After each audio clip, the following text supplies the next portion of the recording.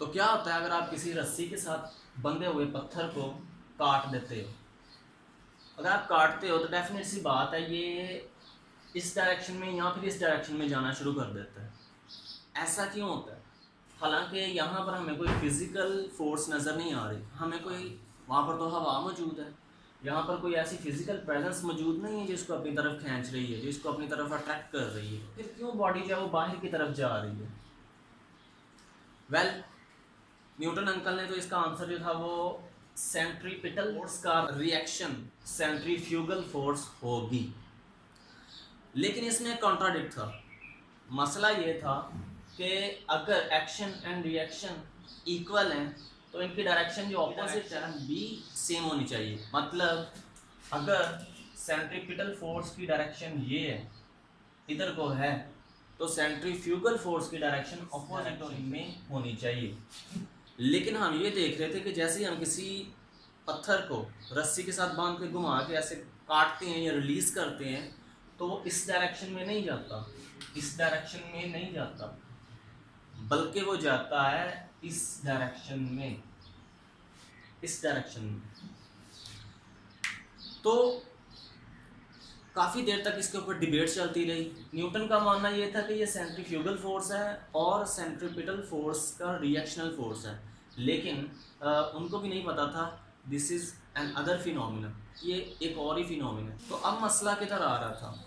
मतलब न्यूटन साहब कह रहे थे कि इस डायरेक्शन में उसे चले जाना चाहिए, लेकिन एक्चुअल में क्या हो रहा था, बॉडी जो थी वो इस डायरेक्शन में जा रही थी। इस डायरेक्शन में जा रही थी, इट मीन्स कि यहाँ पर समथिंग, कुछ ना कुछ तो ऐसा है जो अभी तक साइंस की नज़रों से ओझल हुआ हुआ। तो बाद में आने वाले साइंसदानों ने इसको इस तरह से एक्सप्लेन किया, उन्होंने कहा ये जो बॉडी है, ये वाली, ये इनर्शिया गेन कर चुकी हुई है। मतलब ये इस पैटर्न के ऊपर घूम के इधर आ चुकी हुई है और अब इसी मोशन में रहना चाहेगी। आप लोगों ने पढ़ लिया होगा ना law of inertia. Law of inertia के अकॉर्डिंग बॉडी जिस स्टेट पर है उसी स्टेट पर ही रहना चाहती है। तो अब ये मोशन की स्टेट में आ चुकी हुई है, इस मोशन की स्टेट से वो इधर को जाना पसंद करेगी, ना कि इधर को। ठीक है।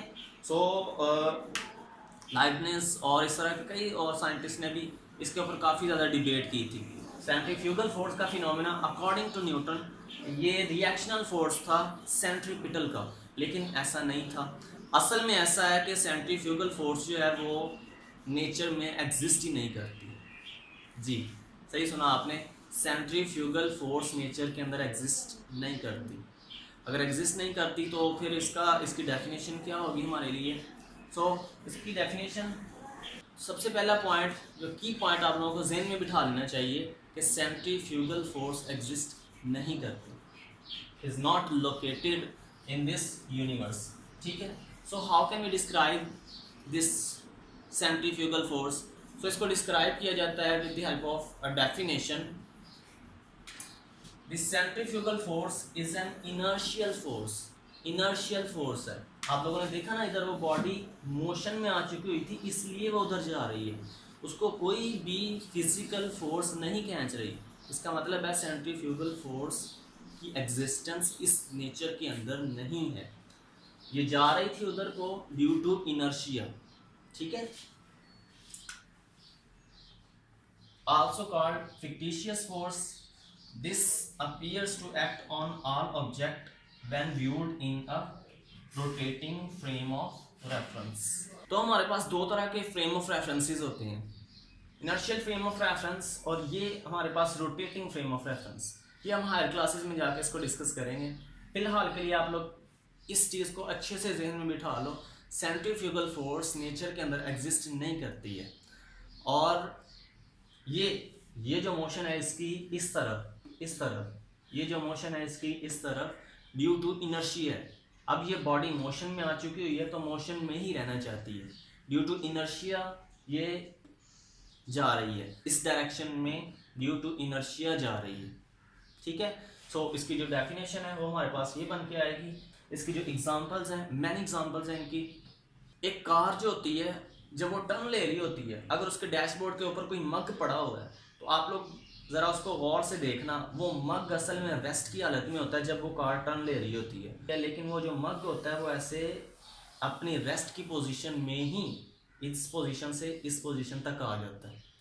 असल में वो रेस्ट पोजीशन के ऊपर ही है, लेकिन आपकी कार जो है वो टर्न ले रही होती है। तो अभी तक के लिए इतना ही। थैंक यू सो मच, शुक्रिया, अल्लाह हाफिज़।